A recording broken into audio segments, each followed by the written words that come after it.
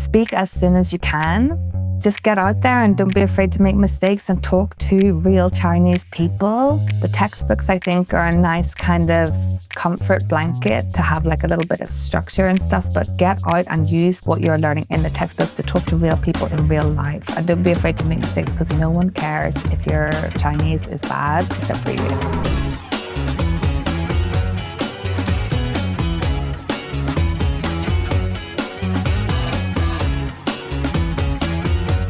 This is the You Can Learn Chinese podcast. For everyone who's trying to learn Chinese or reaching for the next level, you came to the right place.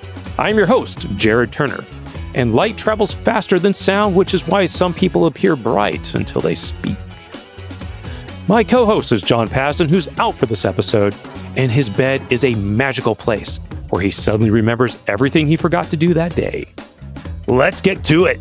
From a Chinese perspective, I guess I've been living in China for a total about 6 years. I came here for a bit of a mix-up, I guess. I was kind of tired of the life in the UK and doing the same thing over and over. And I graduated and I thought I want something completely different. I'd never heard anything about China, but I had an opportunity to come here. And I guess that's kind of a bit of me. I love going to places that I don't know anything about, learning myself rather than listening to other people's opinions or stories about that. I love going in fresh without doing any research.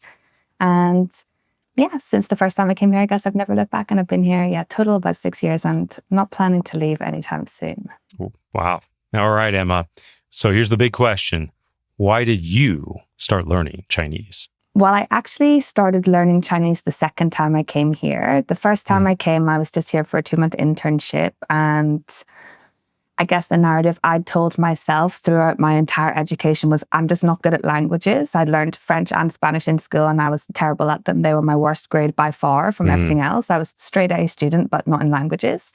I guess you'd like tell yourself a story that you're not good at something and then you just don't bother to try, right? So I was like, no, language is not for me. And I came to China for those 2 months back in 2017 and I was like, I'm not even going to try because I'm not a language person. There's no point. And then I left China, and then 2 years later, I came back and I wanted to work here for at least a year. And at the time when I came back, I was vegan, very strict vegan. So I guess the reason that I wanted to learn Chinese initially was just to be able to tell people in the restaurants, I can't eat meat. I don't want the pork oil. I don't want you to sprinkle the fat on the top. That for me is meat. It's not flavored like you guys say. So yeah, I guess my initial motivation was just to be able to express that part clearly, but I ended up studying for about 2 years before I could even express that. And by that stage, I was kind of transitioning away from the veganism anyway. But yeah, I guess once I started, I just really fell in love. I want to hear a little bit about some of this backstory. Okay. So you came to China the first time and for a 2-month internship. What prompted that in the first place? And I know you didn't get into Chinese at that point, but what was it about that? I mean, I know a lot of people, and what year was this? This was pre-COVID then? 2017. Okay, yeah. All right. So it was a little while back. So why? Why did you come? I didn't want to get a real job. I was finishing up university and I was at my jobs fair in Edinburgh Uni, and every single one just sounded so boring. And I was like, I don't want to do this. I just want to keep having fun. I've been having a lot of fun in uni. I just want to keep having fun. And then after just like depressing myself at looking at the UK job market, I got to the very end of the fair and there was a little stall at the end and it was like, come to China for 2 months for an internship. So I was like, okay, I can put off the job search for another 2 months, like extend the uni experience for a little while longer. And that was kind of like a little stop on my way to Australia because I'd always wanted to move to Australia. So I was like, okay, I'll just go and, have a little bit of fun in China, a country that I've never heard of. Let's, try something new. And then I'll go to Australia and then I'll start my new life, I guess. So after that, 2 years in Australia, maybe? Yeah, 2 years. So why did you come back? I wanted a different experience. I think that's why I moved to Australia in the first place, the other side of the world, like the beach and the lifestyle. And then I got there and I was living in Melbourne for a little while and then it was kind of same to me. Very similar culture to the UK, a lot of British people there. Even a lot of like the streets are named after streets in Edinburgh where I just come from. And I was like, this is not giving me the out of the UK experience that I'm looking for. So then I moved up to Darwin, which is very different from the rest of Australia. Even, I left Darwin to go to Sydney for the winter and I was telling a lot of people from there I live up at Darwin and the kind of local response is like, oh, Darwin, like why? And I was like, it's different. I love that different stimulus, different, input rather than just what I've always learned. I've always kind of sought that.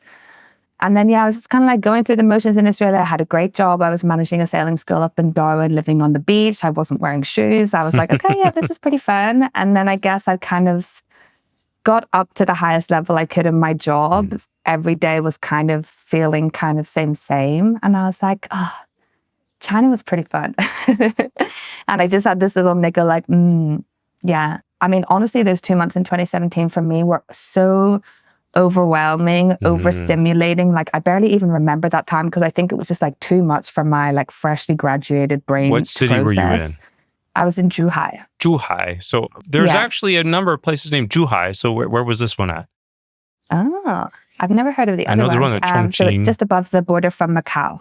Okay, all right. Because I think literally that's like bamboo sea, right? And so I know I've been to a Zhuhai near Chongqing, and I know there's a Zhuhai up north somewhere. I don't know. Anyway, okay, so you were just across the border from Macau. I was doing an internship, but I was on a student visa. So I wasn't actually able to leave to go to Macau. So I've still not been to Macau. But I was there for just 2 months. I understand the arrangements, that have to happen. Unpaid visas or unpaid internships. So I guess it was kind of like a learning experience, whatever. Anyway, so while I was in Australia, I was just like, I want something else. And I actually met a British guy when I was in Zhuhai, and then he moved to Australia with me. And then he wasn't really enjoying his job in Australia. So then he was like, Emma, like, remember China? Like, that was pretty fun, right? And I was like, yes, I want to move back, but I could not be bothered with the bureaucracy. So I was like, if you do the work, find us the jobs, apply for the visa, I'll come. Absolutely no problem, but I'm not doing the paperwork. And he was like, okay, yeah, let's do it. So then we moved back together. We moved to Hainan. And then I lived there up in Haikou for 2.5 years. So you were talking about went from beach life to beach life. You live in Australia. Yeah. At that time, I was like, I want as hot as possible, the sun to be as strong as possible. And I want to be by the beach. That was all I wanted. There you go. That's a Hainan. So anyone listening, Hainan, that's that little island off the south, the South China Sea there, Hainan. Yeah. Most people go to Sanya, which is like the capital city, but we wanted a little bit less international, a little bit more of a Chinese experience. Yeah, so we decided to go up to Haikou. Well, that's neat. Well, what was the job? So you got to tell me about this. I mean, what took you back? I know it's not necessarily just a cakewalk to walk into a job in China, and so you could tell me about that. Well, that's why I passed off that process to my boyfriend at the time. I was like, I'm not doing the paperwork for this. Easiest step in is English teaching, best pay English teaching, at least for us at the time. So we were like, let's just go. And actually the original plan was just come here, work for a year, save up some money, and then maybe go traveling again. And then as soon as we arrived, COVID started. So that kind of changed that plan a little bit. Yeah, I was here for the whole of COVID, which was fun. How was that down there in Hainan? Actually, my COVID experience, I was very, very fortunate. It was great because for the first, COVID here was like 3-4 years, right? But for the first 2.5, 3 years, there wasn't really much COVID in Hainan because we were a separate island across, aside from the mainland. There were no real COVID cases while I was there. Wow. So for about, I want to say like a good part of a year, we were getting full-time pay from work, not going to work, not doing anything, and just living by the beach. And we had this incredible apartment, like overlooking, we had like the sea on one side and the harbor on this side. We had the sunset right in front of us. We had like full glass. Wow. And because Hainan is in the tropics, right, it's very close to Vietnam, you could see like the typhoons as they were rolling in off the sea. Wow. Like suddenly it would just be black and the air would be so heavy and we could see like black clouds coming for it. It was incredible. Yeah, that apartment was really amazing. Wow, that sounds like there was a place to be during COVID in China. That sounds like it was a place to be. Yeah, at the beginning at least. I don't want to say like it was to do with me, but as soon as I left, they did start to have the lockdowns. Maybe I'm just very lucky. There you go. But yeah, so while I was there in Hainan, I was working in a training center. So I was teaching kids English age 5 to 15, and we were doing weekends and evenings. So, but this was the time you started learning Chinese when you were back to China the second time. So what were you doing at this point to learn? And this is great to know because there's a lot of people that go back to China to teach English, but you get really focused on that job. It's a lot, and maybe they don't really pick up, some Chinese along the way. So what were you doing and how was it different for you this second time? Well, I guess there were a lot of a lot of factors that allowed me to really go hard in on the Chinese. I think because I'd been in Australia for those 2 years, I'd been, as I said, like living by the beach, very chill, not wearing shoes, not really using my brain. You know, at the beginning, a new job, you're learning a lot. But then once you kind of got comfortable, I think every day was just kind of like going through the motions. And I remember thinking like, I need to learn something. My brain is decaying. I need some kind of stimulus. Yeah. If you don't use it, you lose it, right? So I was like, maybe I can learn Chinese when I go there. It's just kind of like a test for myself. And also, you know, I was vegan. I wanted to be able to tell people I was vegan, and I wanted to be able to eat food that, you know, didn't have meat in it, which is hard to find in China sometimes. But as I said, I was working in a training center. So I was just working evenings and weekends, and my work week was no more than like 15, 16 hours a week. So I had time. Yeah, I had a lot of time, which was great. And whenever I first arrived, I joined a group class. And I think there was like 5 or 6 of us in the class. They had already started HSK2. I had not even begun HSK1, but I was like, this is the only group class there is. There's not that many foreigners in Hainan or in Haikou. So I was like, okay, I'm just going to work really hard and make it up and then join this HSK2 class because I really want to learn with other people. And it's also a way of meeting new people in this new city. And I just, didn't want to do it one-on-one. Anyway, then COVID started, so I did end up doing it one-on-one. But yeah, for the first maybe 2-3 months, I was doing 9 until 12 in the morning, Monday to Friday with this group class. And then I had the afternoon to myself. I did like 1 or 2 English lessons in the evening. And then weekends, it wasn't even so, maybe I had like 4 to 5 classes each day on the weekend. So yeah, my life was very, very chill. I went from like very chill in Darwin to very chill in Hainan. And that was like, I just wanted an easy life at that stage. So I had the Chinese as kind of my productivity kind of thing. And then the rest of my life was just, chilling by the beach, being outside. I loved going to the gym, cycling, swimming, all that kind of stuff. That's great. That sounds like not a bad gig, you know, at the time. Yeah, it was great. But I'm curious to know a little bit more about this because, okay, you're doing quite a bit of class, really, 9 to 12. So 3 hours a day, 5 days a week, 15 hours of class a day. But you did mention earlier that it was about kind of 2 years in that you were kind of now be able to tell people, hey, I'm a vegan, but things change. That side note there. But how was your progress at this time? Were you really like into it, or were you just like kind of casually in the class and like, maybe I'll try the Chinese here or there? Or what was it like for you? I was in it. Yeah, I was full send in it because I think I was ready to apply myself to something after just that time in Australia, which was great. But yeah, I was just ready to kind of try at something, I guess. At the time, I was really into the gym. So I was like kind of getting the ball rolling with being very productive and output driven. And I was like a little bit crazy at the time, actually, to be honest. But because the class that I was joining was HSK2 and I had 0 Chinese foundation, I was like, okay, I need to work hard to make up to these other guys in my class, right? Because I have no idea what anybody was saying. And I think for me, it was a huge learning step in terms of my own personal approach to life and personal development, because I was very proud before. I would never have admitted that I was behind or that I didn't understand what other people are saying. And I would have never asked questions if I didn't understand. But because I had joined this HSK2 class and I was very clearly the worst in the class, that like gave me the courage for the first time in my life to be like, I have no idea what the fuck is going on here. Sorry for this, right? Because I didn't, right? I had literally no idea what anybody was saying. And I was like, right, okay, I have to ask questions. It's okay. Everybody knows that I'm the worst in the class. So I can be forthcoming in that, like, I don't know, I need another explanation. Like, please, can you guys tell me what's going on? Because I am lost. So obviously that is the only way to learn, right? And Chinese, nobody knows it whenever they start. So and I was like, wow, this is how you learn. You admit when you don't know, and then you make up for what you lack. Like, duh. So I think like that for me was really addictive, like seeing that progress, because I started at the bottom of the class and I worked my way to the top of the class. And I remember like my classmates being like, oh, Emma, like laughing at me because I was like doing my homework. And I was like, we're all grown-ups. Like, we've all paid money to be here to take this class. Of course I'm going to make the most of it. Of course I'm going to get my value for money, because why wouldn't I? Like, I'm here to learn. So of course I'm going to learn. And I think maybe they were just there to kind of, fill some time or whatever.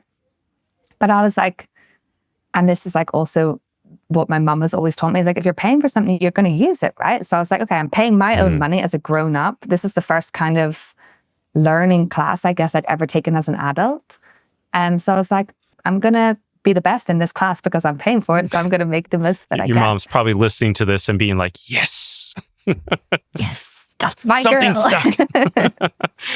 Yeah. That sounds like a great experience. And what were you doing? I mean, obviously, and I'm asking this because I know I've interviewed a lot of people who learn Chinese, and nobody gets like to a good level of proficiency in the language with just going to class. What were you doing to really kind of get some traction in learning?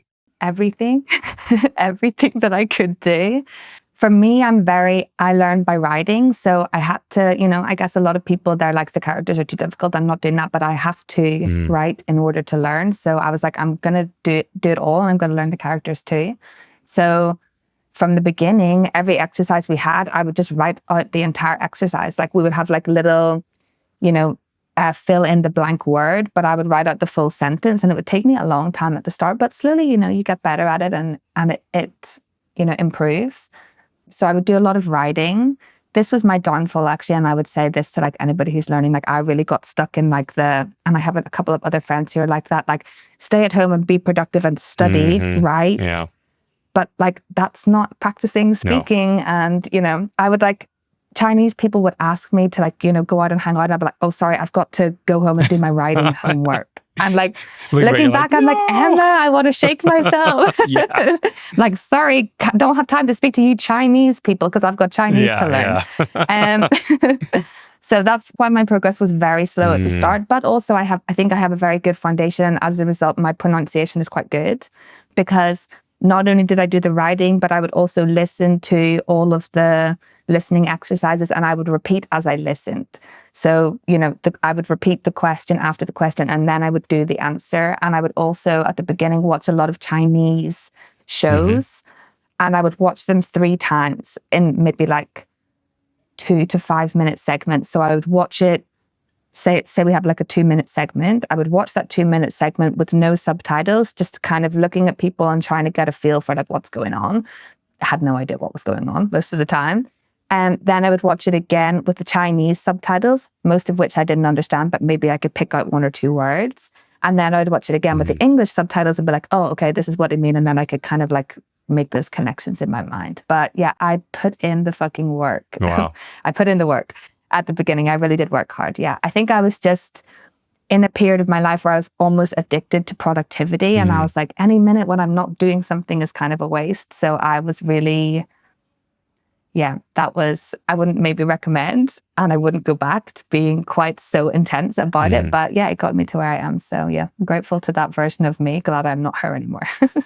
Maybe let's talk about that a little bit, because there are a number of individuals who struggle. I don't know what to call it, or this perfectionism that focus on productivity. And I also you do some like life coaching and stuff. And it sounds like there's some lessons you've learned there on maybe effective versus maybe less effective, and maybe kind of the darker side of some of that obsession. So maybe you could talk about that a little bit. Yeah, I think obviously when you're in the thick of it, you don't notice. We say in life coaching, like you can't read the label if you're inside the jar. So I was inside the jar and I was like, I don't have time for any of this. I've got work to be doing, whether that was going to the gym or getting my steps in or weighing and measuring all my food, being a vegan. I was not only vegan, but like whole foods, plant-based vegan. So I was making all my food by myself from scratch. I wasn't eating out because I didn't know what was in the food, and I like to weigh and measure everything.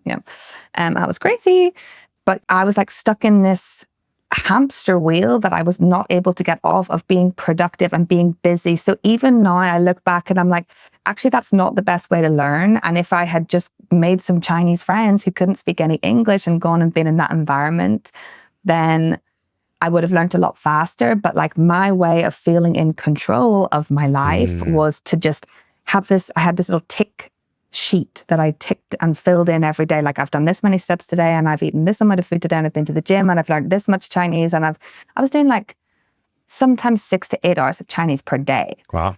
But maybe it wasn't the most efficient way, right? But I just wanted to feel busy because that's how I felt useful and that's how I felt like I was progressing. And yeah, looking back, I'm like, if I had just chilled out and kind of given myself, because you also need time to process and absorb what you're learning. And I think it was also frustrating because I was living in Hainan, where a lot of people there, they actually don't speak Mandarin. They don't speak Putonghua. They speak Hainan dialect, which I didn't really know at the time because I wasn't speaking to Chinese people in order to get this information, right? I was just frustrated and annoyed at myself because I was like, I've been learning for over a year and I still can't go to the local market and buy an apple because I don't understand what they're saying. You don't speak Hainanese, right? Hainan Hua, no, right? Hainan Hua. I didn't have any local friends. I was just learning from the textbook, which is not really that much use in real everyday scenarios, which maybe we can talk about later. But yeah, I was just frustrated at myself because I was like, okay, I'm learning so much, but then I'm going on and I'm not able to apply this knowledge. So obviously I'm not doing enough. Let me go back to the books.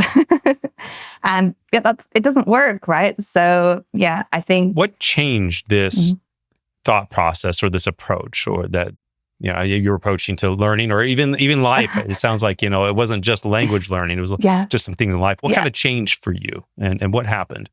I just hardcore burnt myself out. I was tired. My digestion was really bad. My body was just screaming at me, stop. I had a lot of health issues. And I was just tired all the time. And I think, there's a certain point of productivity where it's limited returns, whatever diminishing the returns expression is for that. Diminishing returns, exactly. So I was eating less and less and exercising more and more, but I was slowly putting on weight because my body was like, I am starving, like, please. It was holding on to everything that I was giving it. I was always tired. I'd lost my period. I was trying to learn, as I was saying, but I was talking to local people and I wasn't getting what they were saying. And I was like, something is wrong here with everything in my life. And I think I just slowly was like, I can't do this anymore. I was really tired, really, really tired. And a lot of things in my life were suffering as a result. And I was just like, okay, I'm just going to slowly, one by one, let go of control, which was terrifying for me at that time, because I'd created this persona of myself being a strong, capable, productive person. If I stopped being productive, because everybody knew me as like someone who could always like get stuff done, and I was like, oh, well, if I'm not that, then like, who am I? Oh, it's one of those things that's also like, it's basing your self-worth on what you accomplish 100%. As opposed to just 100%. being okay with who you are, right? Yeah, no. Was not okay with at all. Yeah. And I had all these spreadsheets that even, the funny thing is you equate your self-worth to your productivity, but even when you are as productive as you can physically be, it's still not enough. Because you could always be thinner, your Chinese could always be better, you could always be making more money, more tan, whatever it is that I wanted. Everything I wanted was something that I was not already, instead of just being like, oh, wow, I've actually come so far. That's incredible. Yeah. Couldn't ever give myself that credit because I was like comparing myself to the experts. Like I'd be comparing my Chinese to native speakers and I'd be like, damn, I've been studying for 2 years. Like, why is my Chinese still so shit compared to these people? I'm like, they've been speaking Chinese for 30 years. They were born in this country, but I was comparing myself with them. Like in the gym, I was comparing myself with like professional bodybuilders. And like, I was like, I want to be the best at everything. So it's a losing battle. Wow. So obviously I burnt myself out. But I'd say the biggest catalyst was that I broke up with my then boyfriend and I moved by myself to Chengdu. And I had a little word with myself on the plane. I was like, Emma, it's time to, make a change, start a new life, make some friends who are, who can't speak English or at least can practice Chinese with me, because I was just always studying by myself. And I was like, subconsciously that what you're doing is not right, but you don't want to admit it to yourself because that would mean that you were wrong, right? And I was never wrong. So yeah, I was just like, okay, this is my chance and I'm going to try something a little bit different. I think I did lessons. I kept up lessons for a little bit when I came to Chengdu, but maybe like once per week. But I just made a focus on, going out, making new friends and speaking to the people that I was working with who didn't speak English and just actually like practicing my speaking, because I had a good foundation, but it was just, speaking to people, real life people, and reading the textbook are two very different things. Totally. in that move, it sounds like that was a big change for you, a big shift and moving to Chengdu. Yeah. Maybe you could talk about it. Were there any experiences you've had along this way where you had some breakthrough moments where you finally started realizing, hey, maybe I'm starting to really get this. Yeah, it's like never really for me one big thing. It's just like coming back at the end of the day and being like, oh, you never feel like, even now, I never feel like my Chinese is good, right? Like I know that I can get by and like, It's always just speak just a little bit in the end. Yeah. But I remember, I'd like go on a trip, for example, and I'd like get back to my hotel at the end of the day and be like, wow, like, okay, it wasn't perfect, obviously, but I spoke in Chinese all day and whatever I needed to do got done, not perfectly, but it happened. And I think also like, validation from other people as well, because, you're always your own worst critic and like, oh, I should have said that, or like, oh, that's a word that I could have used in that expression or whatever. But, for people who don't speak Chinese, they're like, oh, your Chinese is amazing. Like, wow. And I'm like, I said ni hao, and they're like, oh. But I'm like, slowly, I think I realized that everything I was doing in my life was detrimental to myself and that I needed to stop being so hard on myself. And I remember one day just being like, what if I believed all the good things that people say about me? Because before people are like, oh, wow, you've lost weight, or your Chinese is great, or like you're looking good up, like, shut up. Like, what do you know? They're just, no, I don't. My Chinese is shit. I'm so fat, blah, blah, blah, blah, blah, right? And I remember just being like, well, what if I took what they were saying as true? Because why would they lie?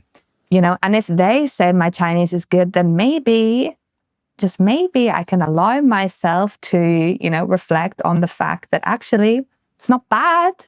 It's better than before. Yeah. Something is, happening. I'm able to speak in Chinese. Like maybe I can just, give myself a little pat on the back and say, good job, Emma, you've done well. Because that was always very difficult for me in the past. Now I'm like my own biggest supporter. I'm like, yeah, my Chinese is great. But yeah, I think, just listening to other people being like, oh, your Chinese is good. And like also, speaking to Chinese people and getting things done and being like, giving yourself these little challenges. Like I'm going to call a customer service today and even though I'm definitely not going to understand what they're saying, you're going to work on it. Yeah, we're going to try this. Yeah, that's great. It's such a feeling of achievement to be like, I did that by myself. I went to that shop and I bought that thing because, it's almost like learning to be a human again. You're like, I'm going to give myself this little task, and you go out and you're like, yes, I did it. And I think like for me, it was just like putting aside that embarrassment of not being perfect, because there is no such thing as perfect and I'm never going to be perfect. So what's the point? That was very freeing for me, like realizing that like, okay, it doesn't have to be perfect. Like there's a concept of good enough. And now everything in my life is just good enough. Whereas before it would have been like, yeah, you did it, but like could have been better. That was definitely like a kind of something I picked up from my childhood as well. It was like, oh, you got like 98%. Like, why didn't you get 100? Yeah. I think I kind of pulled that through my life with me. And I'm like, actually, 98% is great. 80% also great. So now I kind of, I would say I strive for a little bit more of the 80%. But yeah, I think it was like, I love going on little trips. I love going to smaller places. I'm not really interested in like, the Dakar places and where everybody else has been and where there's lots of foreigners. I prefer to be like the only foreigner in a village. So like going to those kind of places and like just being able to get by, that for me is the biggest kind of like, oh, it's working kind of moment. Yeah. That's wonderful. I think it's great to hear that. So your point is like giving yourself a little grace, Yeah, because Chinese is hard. It is hard. It's really hard. But the great thing, though, about Chinese is exactly what you've been saying there is that you say ni hao, 多少钱, whatever, and then Chinese people are so encouraging. There's not a lot of other languages where people are so encouraging about you, even if it's terrible, right? If you go to the UK and your English is perfect, but you have an accent, people will be like... Yeah, the States is just like that too. They're not going to be like, wow, amazing. Yep. Yeah. And I just, there's a lot of like reverse kind of racism going on there. Like we'll literally be like, ni hao, and they're like, wow, thank you so much for learning our language. We're so grateful. Whereas for us, if the roles are reversed, we're like, not perfect, sorry. Yeah. Like, please learn better English before you come visit our country. Whereas, so I don't know if I could have done it without, because Chinese people I have found to be so encouraging and welcoming, and they really are grateful when you try to learn, even if your Chinese is terrible. So that for me is like, I think as well, because in the UK, we're not so exposed to other people who don't speak English. So a lot of people, if your English is not great and you go to the UK, people don't understand what you're saying. Yeah. Whereas in China, they will, maybe they don't understand, but they will try their best to understand. Yeah. And you can kind of repeat it and, it'll be a little bit more fun. Whereas I can imagine if it was the other way around, you went to the UK, it would be really hard to just be met with like, I don't know what to say. This is something I talk to about people just in general. You're curious about China and Chinese or, in language learning. I tell us that, in China, everyone's got an accent. I mean, you mentioned, there's Hainan Hua, right? They speak down there and they have an accent from Hainan. I know there's sometimes I've been in some places where I can hardly understand what they're saying, but they're speaking, standard Mandarin. Well, kind of. That's the interesting thing about Chinese is that in China, almost everyone's got an accent. So it's normal. So and a lot of people think, oh, I got to speak Chinese, I want to speak it flawlessly like an accent. They have it with that Western mentality that where you need to speak English like a native accent to be really accepted. And that's just not the case in China. Yeah. And also I think, just going off what you just said and what I was saying before about like not wanting to admit when I was wrong. I remember I went and I did this event thing with this guy and he's from Pakistan and, he said something and some local people like laughed at him like, oh, that's a funny way to say it. And he was like, yeah, foreign people speaking Chinese speak like that. Or he was like, I can't remember the exact words. And he was like, why go in Oh, yeah. Like when foreign people speak Chinese, it's like speak. this. And I was like, okay, you don't have to be perfect. Yeah. Still learning, these kind of things. I'm like, yeah, you can admit that, the way he said it was like, yeah, I'm already doing a great job. Thank you. And I was like, wow, love that. Because for me, I was like, oh yeah, kind of got to like apologize for not doing it right. But, they're laughing at him, but they're still in awe that they can communicate with him. They're having fun with him for being able to speak the language. And I was like, yeah, I like that. I'm going to take that one on as well. Yeah, I'm a foreigner. Forgive me. That's really neat. So I'm assuming you made Chinese friends at this point. And it sounds like you shifted your strategy or and I know it's not a, instant thing. It's a bit of a process. So maybe you could talk to us a little bit about how things did change for you and how you changed your approach to learning Chinese at that point. I got rid of the textbooks because I don't think textbooks, maybe at the beginning they are helpful to have a little bit of structure, but like I have never done an exam in Chinese because I don't see the point. Yeah. And I know like a lot of the Chinese education is like, what level you're at and blah, blah, blah, blah, blah. But, I know a lot of people who've passed a lot of English exams and they can't speak English. Yep. So I think for me, I was like, I don't care about the exams. I just want to be able to talk to people. So I think when I moved to Chengdu and started changing my perspective on everything in my life, I was like, okay, let's get rid of like the measurements and the standards and all this just absolute bullshit and actually just talk to people and see how I can be a little bit more Chinese in my thinking and, with my friendships. And now I would say I actually have like very few non-Chinese friends, which a good and a bad thing, I guess. But yeah, I just removed like the academic side of it and just got more into the practical side of it. So I was like, okay, I'm going to stop going to as many lessons. Maybe I had like one lesson a week for a little while. I'm going to stop reading the textbooks and I'm going to make an effort to make some friends who don't speak any English. And I do find there's so many beautiful, kind, patient Chinese people who are willing to teach because even myself, if someone had really terrible English, like it would be quite a struggle for me to be patient enough to really, talk them through one by one and like help them with that. But I met a lot of beautiful people who were really, really willing to be that patient space for me, which is what I really needed. Because also I just find China so fascinating, right? And there's so many things about China that you cannot learn through English. Like I was working with some older people and I was like, I want to know what they think about what's going on here. So I was like, I've got to learn to speak to these people. So like every day I was just practicing a little bit more with them and they were, get bits and pieces at work. And it's just like putting your ego aside and being able to make mistakes and just owning the mistakes that you make. Like, oh yeah, shit, sorry, I'm a foreigner. I can't speak Chinese that well. Nobody cares except for you. That's a very freeing realization as well. Like no one cares if you make a mistake. It's only your ego that is hurt. Put the ego aside and then you can be free to learn.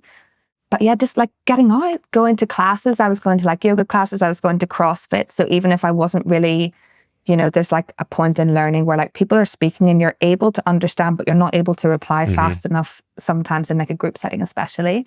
And just accepting like, okay, I'm not able to really, input, but I'm not able to output, but I'm getting a lot of input. I'm able to understand what people are saying, and like slowly, I was going to a CrossFit class and I was like, well, each class I like aim to just say like one little thing more than the last class, or like, talk to somebody. And it's just putting yourself in those uncomfortable positions and getting rid of the textbooks and just talking to people, who can't speak English. I think that's really, really helpful. Well, what kind of opportunities did Chinese open up for you? I mean, compared to perhaps before you really got conversant, or I hate saying fluent. I call it the F word, because what's really fluent? I don't know anybody who's like, yes, I am fluent. I know. And if anyone says that, you're kind of like, really? Anyway, tell me a little bit about that. Like any opportunities where it could have been job or just, some interesting life opportunities that you wouldn't have had otherwise. A lot. I mean, people ask me like, is it necessary to learn Chinese to come to China? And my answer is always like, it depends what kind of experience you want. Like, do you want to come here and have a Western experience and, have Western friends and eat your Western food and, have a nice, comfortable life that's not really challenging you? Or do you want to have your mind blown at the fact that there is an entirely different society that is operating on a completely different set of principles and assumptions that you have to actually change your entire way of thinking and able to fit into? This is maybe going off on a bit of a tangent, but I love like Alan Watts. I don't know if you listen to him, but he talks a lot about like, he's incredible. He has a lecture about, the power of language and just how Chinese is completely different from any other language, especially English. And like Chinese society and culture is also very different from any other society or culture. So to learn Chinese, you have to almost like put aside all your existing assumptions about the world and the way it is and the way things should be and the way things are, and learn the Chinese ways. So it like, for me, this is why I love Chinese, because I really changed who I was after coming here. Because by learning Chinese, you realize like, I was always told that this is the way the world works and this is the way things are. But now I've come to China and they believe something completely different. Like the simplest thing that's coming to my mind is like, we all drink ice water in China. They're like, ice water is so bad for your health. And I'm like, a whole country, a whole continent of people are saying that ice water is bad for you. But I have been told that ice water is fine. So which one is right or wrong? There is no right or wrong, right? But I'm then given an opportunity to decide what I want to be my new truth. So I think this mindset, like, okay, what I learned is not necessarily true. What these people are telling me is not necessarily true. So what do I want to do? Who do I want to be? How do I want to see the world? It gives you this mindset that everything is possible because there are no rules. Of course, there are like laws in different countries, but there are no real rules about who you can be and what you can do. So for me, learning Chinese has given me this mindset that like, I can create the reality that I live in because what I learned and what is here, there is no set way. So then it like enables you to step into these opportunities that you get in China with an idea that like, I don't have to fit the way they do it because I'm not Chinese. And actually, I don't have to fit the way that a foreign person would do it because I'm starting to question the rules that our society is made up on. So I can create my own role in society and my own way of looking at things and my own opportunities and experiences. And a long tangent to go back to what you first asked me is like, yes, that creates a lot of opportunities in China because, as I said, there's a Western experience and there's a Chinese experience. And then there's kind of the experience that I feel like I've created for myself, which is like, I'm in Chinese society. As I said, most of my friends are Chinese. Most of my friends don't speak English and they've not left the UK. So that is a completely different mindset from the one in which I arrived in China with. And I'm doing the Chinese things, but I'm also doing them with I don't want to say the word apology, but like I'll enter into these situations and I'll be like, sorry, I don't understand your culture because I'm not Chinese. So please excuse me for not abiding by your rules or doing what would necessarily be polite in your culture, this is the way that I'm going to do it. And they're like, oh yeah, foreigners are just a little bit weird. We get excused. A lot of our behavior is excused because we're not Chinese, right? Get away with and it. I really own that. Yeah, like we go into like these business meetings and, they want to do the small talk for 2 hours and I'll just go in and I'll be like, guys, I'm not Chinese. I don't understand this part of your culture. Well, let's do the small talk for 15 minutes and then let's get into it. Because also for me, listening to 2 hours of Chinese, I'm tired by the end of the 2 hours. And then you guys start talking about the business and my battery's already flat. So, okay, let's, do the pleasantries, enough to satisfy both sides. But I don't understand your culture. You don't understand mine. Can we find something in the middle that's going to work for both of us? And they say Chinese people go around the bush, but in a lot of ways they are also very, very it direct can be very as well. Direct, so I'm like, I'm just gonna, yes. And then they're like, foreign people are so direct. I'm like, you just came into the room and you're like, wow, Emma, you've got we'll fat. Just let and you I'm like, think who's that. direct? Excuse me. I don't need to be right. Yeah. We'll just get it done. So I'm like, I'll go in and I'll be like, okay, guys, my approach to things is I'm quite direct. So let's do this in a direct way. Like, does that work for you? And they're like, oh, okay. It's actually kind of refreshing, to have someone who's like, because I think there's a lot of misunderstandings that come from like different cultures. But if you just come in and be like, this is the way that I do things, like, can you guys accept that? They're like, okay, yeah, of course. Everybody is very accepting at their core, right? I think it's great. There's a quote that comes to mind. It says, to learn another language is to possess another soul.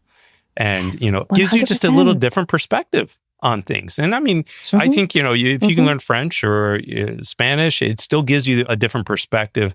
I think one of the unique things about Chinese is that the language is so different and the culture is also very different than Western cultures. And I'm saying Western cultures are all very, even, Irish and UK culture is very different than US, but there's just a lot of differences. It brings to light all of the assumptions that you make about the world, because I think, and this is what I was saying, Alan Watts is saying, like, most people are not aware of the assumptions that they even have, right? So for us to learn Chinese, I'm like, they say that it's like this, but like, I was actually taught it was like this. So this is you becoming aware of your conditioning. And then you're in this incredible position where you can choose how you perceive the world to be, because the world is just, it's not real, right? It's just how we look at it. There's cognitive bias. I love all the neuroscience side. So then to look at it like this, like, oh, it's just a game. And the Chinese have these rules and we have these rules. And I'm not Chinese, but I'm not really British or Irish anymore. I feel like sometimes when I go back, I have a quite culture shock when I go back. That and like reverse people are doing culture things. shock. Like, it's a real thing. Yeah. Yeah. It's difficult. Yeah, it is difficult. So I'm like, I don't really fit into that one. I don't really fit into that one, which is a blessing and a curse, because I can create my own rules. But then, sometimes I offend people on both sides by accident because I'm too much of the other. I remember once when I went back to the States after it was 6 years or something in China, and I was at some nice dinner and there was a piece of bone or something in my food, and I spat it on the table next on the plate on the table next to my plate, and it was like a nice, like everyone's like all dressed up and everything. As soon as I spat it, I'm like, oh no. Anyway, so yeah, there are things like that happen. Things like that. But in that case, just what I love is like, I'm really sorry. Yeah. I've just come from a place where that's common and normal. And luckily, no one was looking. So, excuse me. But yes. Yeah. But I love to own it. But like, sorry, this is what I'm used to. Yeah, like I was saying, like in China, like, which is funny because a lot of people are like, oh, China, they're so controlling and, there's no freedom. But I feel so free here to do and be and say whatever the fuck I want, because you get excused for being a foreigner. Like if I wear weird clothes, Chinese people are like, oh, foreigners, they're so weird. Or like if I say something rude, I'm like, sorry, like, I don't know about your culture, what I meant to say. And you get excused. I try to do it when I get back, and it doesn't really fly so much because, British people could be quite strict about like manners and what is right and wrong and proper. But I don't care. Honestly, I'm just like, sorry, like this is what I'm used to now. And they're like, okay, like, where are your table manners, Emma? And I'm like, I think table manners are bullshit, actually. So yeah, it's an interesting, dynamic, I guess. And I had a similar one only about a week or two ago.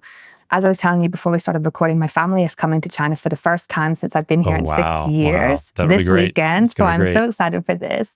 My mum is coming with my brother and his girlfriend. And, you know, after being here in China for so long, kind of like integrating into the society here, you kind of forget that, you know, changing your mind culturally is not just like an overnight thing. It just happens slowly. And you forget that you have become kind of more Chinese until you're put in a non-Chinese situation and you see your reaction and you're like, oh, that's probably not what people are expecting from me, right? And long story short, I told my brother, like, don't worry about booking the hotels. Like, I will do that. We're not sure what we're going to do yet, blah, blah, blah, blah, blah. But he likes to have things booked before he goes, right? So he, you know, wrote in the group chat, I've booked all the hotels. And I replied and I was like, okay, just a reminder, like, no need. And the one that you haven't done yet, no problem. Like, I'll do that. And he called me and he was like, Emma, I think it's really rude that you didn't say thank you to me for booking the hotels. And I was reflecting on this and I was like, obviously I wasn't intending to be rude, right? Actually, and I guess the Chinese kind of approach to that is 不用麻烦, right? Like, British approach is like, thank you, thank you, thank you. Even if it's something that you didn't want them to do for you, even if it's actually inconvenienced you or what they did is wrong, still say thank you because that's polite, right? Whereas you ran over my foot. Culture thank is you like, for that. Yes. Yeah. Oh, thank you. Yep. Really? Thank you so really. much. And there's a lot of different ways you can say thank you to express what you really mean, but the words thank you need to come out of your mouth regardless of your intention, right? Whereas in Chinese culture, it's like, don't go to the trouble. It's more about like efficiency and not bothering people, right? So instead of saying the compulsory, obligatory, almost like performative thank you that we would say in the UK, I did a more Chinese response, which is like, don't go to the trouble. Like, please, I would rather take that burden and just do it for you, right? And also what you did was wrong. But I go back to the UK and I sometimes feel like I'm afraid of doing something wrong because people get really upset in the UK if you don't fit their expectations of you and do something that's not polite in their culture. But I'm like, you know, I feel stuck because I'm not one or the other, like I was saying before. And just a simple thing like thank you, which, yeah, okay, maybe I should have said thank you. But in Chinese culture, you don't really say thank you. And, you know, I have a Chinese boyfriend. He can't speak English. So he's really like the other side of the culture. Oh, wow. Yeah. Yeah, like he doesn't say thank you to me for anything because he's like, we're so close. Why would I say thank you to you? In Chinese culture, thank you is a little bit more formal and it's kind of like for outside people. Whereas, you know, my brother expects a thank you because we are close. So it's just, completely different. And that does come with a lot of like cultural shock. I know as well that, you know, a lot of Chinese people say, foreigners are so nice, you know, you say thank you or you're grateful for things all the time. Yeah.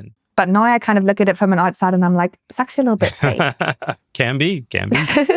Well, Emma, you know, it sounds like you've had a lot of experiences and it looks like your approach in learning Chinese, it's taken its twists and turns and ups and downs. What advice would you give to someone who's learning Chinese right now? Speak as soon as you can. Just get out there and don't be afraid to make mistakes and talk to real Chinese people. The textbooks, I think, are a nice kind of, you know, comfort blanket to have like a little bit of structure and stuff, but get out and use what you're learning in the textbooks to talk to real people in real life. And don't be afraid to make mistakes because no one cares if your Chinese is bad except for you.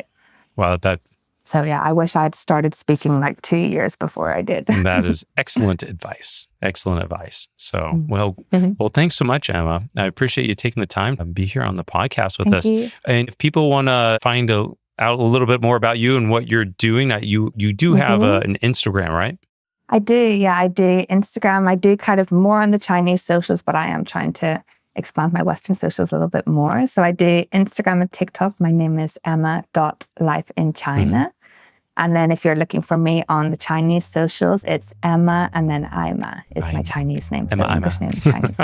Well, great. We'll put a link in the show notes for anyone. So Emma, thanks so much for taking the time to share your story with us. It's been great chatting with you. Thanks for listening to the You Can Learn Chinese podcast. I'm Jared Turner, co-founder of Mandarin Companion, alongside my co-host, John Paston, who's out for this episode, co-founder of Mandarin Companion, founder of All Set Learning, the Chinese Grammar Wiki, and SignalSplice.com. If something in this episode clicked for you, don't keep it to yourself. Share it with another Chinese learner. And if you haven't already, hit that subscribe button so you don't miss future episodes. And don't forget to write us a review or leave a comment. And if you haven't tried a graded reader yet, this is your sign. Grab one of our Mandarin Companion graded readers and start building some real fluency. Apologies to John Cena, we just ran out of time. The You Can Learn Chinese podcast is produced by myself, Jared Turner, and is edited by Jasper Chua. A big thanks to our special guest, Emma Sandford, and of course, thanks to my co-host, the man, the myth, the legend, John Passon. See you next time.